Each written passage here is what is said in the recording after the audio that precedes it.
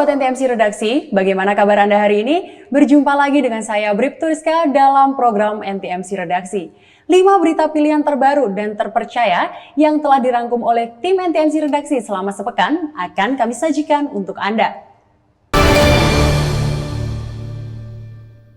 Kakor Lantas Polri Irjen Pol Firman Santiabudi memimpin serah terima jabatan Kabak Ops dan Kabak Renmin Korlantas Polri pada Selasa pagi di gedung NTMC Korlantas Polri.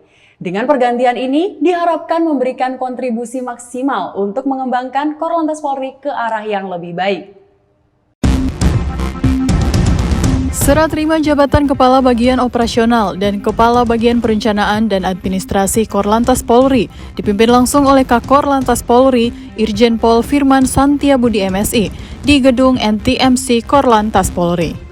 Kabak Ops Korlantas Polri kini dijabat Kombes Pol Edi Junaidi yang sebelumnya merupakan Dirlantas Polda Jawa Barat. Kombes Pol Edi Junaidi menggantikan Kombes Pol Rudi Antariksawan. Kemudian Kombes Pol Singgamata yang sebelumnya menjabat Dirlantas Polda Kalimantan Timur kini menjabat sebagai Kabak Renmin Korlantas Polri. Kombes Pol Singgamata menggantikan Kombes Pol Romin Toib. Jabatan Kabak Ops dan Kabak Renmin Korlantas Polri merupakan jabatan yang sangat strategis. Sebagaimana tertuang dalam Peraturan Kepala Kepolisian Negara Republik Indonesia Nomor 6 Tahun 2017 tentang SOTK pada tingkat markas besar Kepolisian Negara Republik Indonesia. Kabak Ops dan Kabak Renmin merupakan unsur yang bertugas membantu Kakor Lantas Polri dalam melaksanakan tugas dengan mengendalikan pelaksanaan tugas-tugas staf dan pembinaan dalam satuan organisasi Korlantas Polri yang masih dalam batas kewenangannya. Irjen Pol Firman Santiabudi juga mengapresiasi Kombes Pol Romin Toib atas kinerja selama bertugas di Korlantas Polri. Terdapat banyak capaian positif dari Kombes Pol Romin Toib yang menaikkan tingkat kepercayaan masyarakat terhadap Korlantas Polri. Dalam kesempatan ini, Kakor Lantas juga mengucapkan selamat datang kepada Kombes Pol Edi Junaidi dan Kombes Pol Singgamata. Dirinya menekankan kepada keduanya agar segera memberikan kontribusi sehingga mampu mengembangkan Korlantas Polri ke arah yang lebih baik. Dari Jakarta, Tim Liputan NTMC Channel. Kakor Lantas Polri Irjen Pol Firman Santiabudi hadiri ajang bergengsi bola voli Proliga 2022 di Padepokan Voli Jenderal Polisi Kunarto Sentul Bogor, Jawa Barat. Irjen Pol Firman Santiabudi mengaku bangga atas kemenangan tim voli mandiri Popsivo Polwan binaan Korlantas Polri.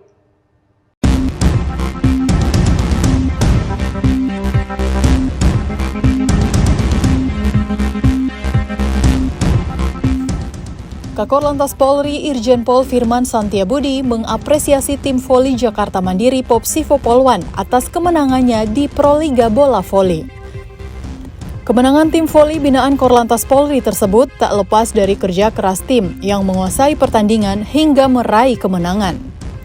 Korlantas Polri akan terus memberikan dukungan pada Jakarta Mandiri Popsivo Polwan selama Liga Bola Voli musim ini. Kakor Lantas Polri mengingatkan kemenangan tim melawan Jakarta Electric PLN sebagai sebuah pertanda untuk terus maju dalam laga selanjutnya. Diharapkan kemenangan tim binaannya untuk tidak bersikap jumawa karena kerja keras tim menjadi tolak ukur dalam menghadapi pertandingan selanjutnya.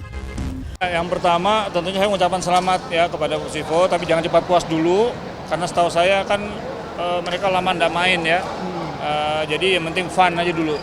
Ya lebih fun lagi karena kita menang ya kan. Alhamdulillah. Tapi mungkin saya ingin menyemangati ya, tadi permainannya cukup seru, ketat gitu ya. Bagus.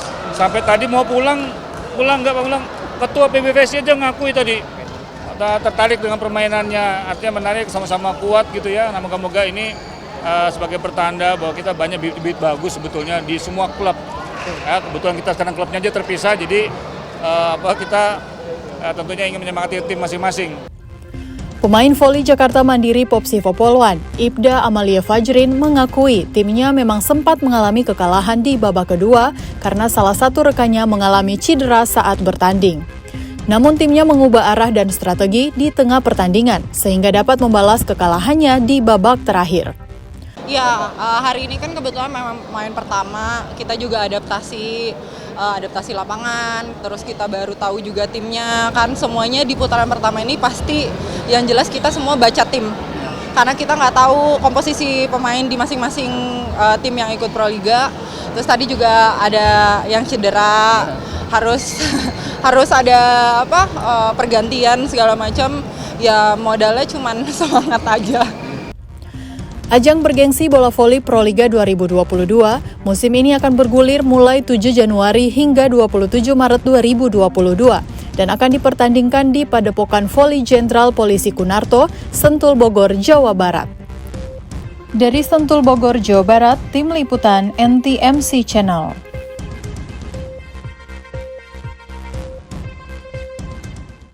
Kapolri Jenderal Polisi Listio Sigit Prabowo menindaklanjuti arahan Presiden Joko Widodo untuk melakukan pengawasan dan penegakan prokes ketat terhadap pelaku perjalanan luar negeri atau PPLN yang masuk ke wilayah Indonesia.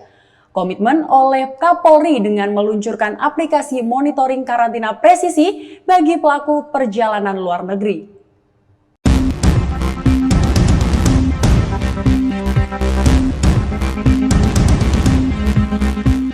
Untuk menyelesaikan permasalahan yang timbul sebagai dampak kebijakan karantina dari luar negeri, Polri meluncurkan aplikasi monitoring karantina presisi.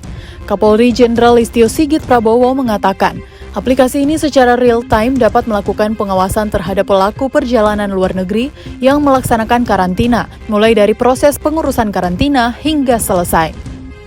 Aplikasi ini dipasang di hotel tempat karantina dan dipantau di monitoring Mabes Polri sehingga dapat mengawasi pelaku karantina serta petugas yang melakukan pengawasan. Jika pelaku perjalanan luar negeri melanggar, nantinya sistem akan membaca melalui tanda peringatan pada aplikasi tersebut.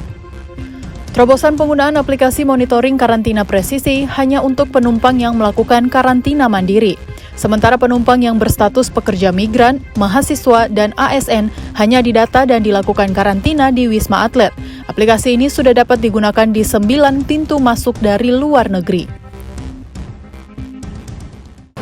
Di mana di dalam aplikasi ini terdapat fitur utama, yaitu monitoring lokasi, yaitu untuk memantau lokasi pengguna secara real time. Kemudian dashboard monitoring. Ini kita bisa memantau keterisian lokasi karantina, statistik pelaku yang sedang karantin dan selesai karantina, serta informasi hasil tes PCR.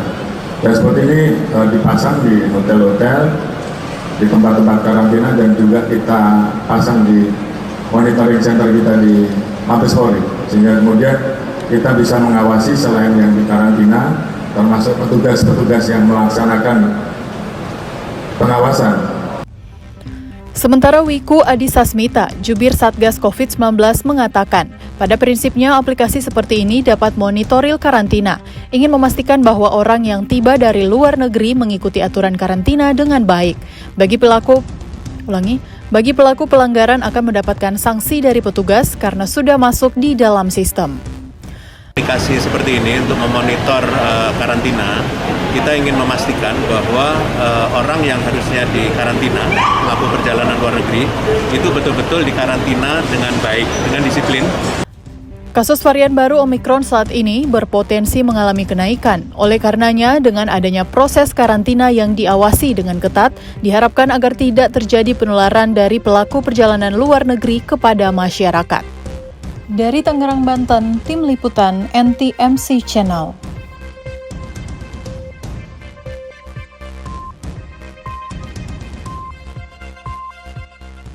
Sebanyak 77 unit kendaraan roda 2 hasil penertiban malam tahun baru oleh Satlantas Polres Tuban dikembalikan kepada pemiliknya. Sebagai efek jera, pengendara motor yang mayoritas adalah remaja wajib hadir bersama orang tua mereka. Polres Tuban, Jawa Timur kembalikan 77 unit kendaraan roda 2 hasil penertiban malam tahun baru oleh Satuan Lalu Lintas Polres Tuban.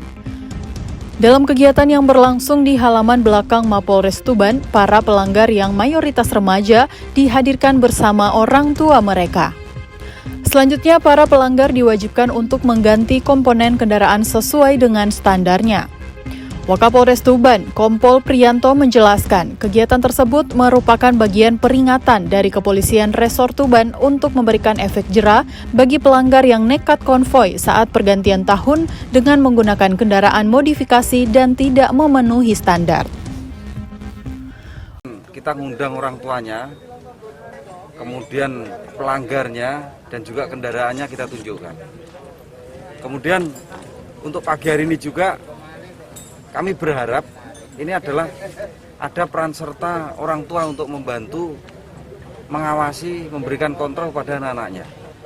Karena yakin kalau kita polisi itu hanya melaksanakan penindakan dan penindakan terus, itu tidak akan pernah berhenti. Orang tua para pelanggar mengaku selama ini harus kerepotan dengan ulah anak mereka yang terjaring razia balap liar. Meski demikian, para orang tua bersyukur dan berharap kejadian ini dapat membuat sang anak jera. Knalpotnya belum, supaya jerah. Sudah ada sekolah.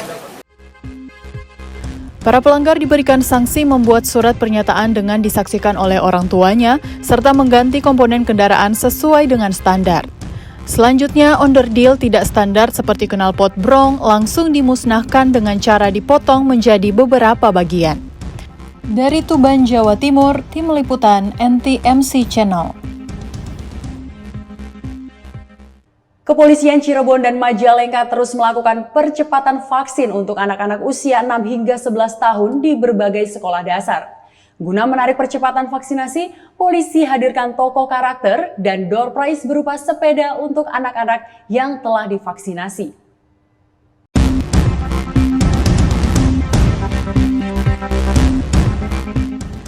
Badut Polantas dari Polresta Cirebon serta tokoh karakter seperti Spider-Man dan Transformer Bumblebee dihadirkan dalam vaksinasi Merdeka Anak usia 6 hingga 11 tahun di SDN 4 Kenanga, Kecamatan Sumber, Kabupaten Cirebon, Jawa Barat.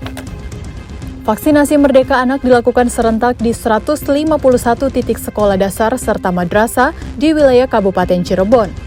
Dengan dihadirkan tokoh karakter, diharapkan dapat memberi hiburan kepada anak-anak yang takut disuntik vaksin, serta menjadi daya tarik untuk anak-anak agar mau divaksinasi.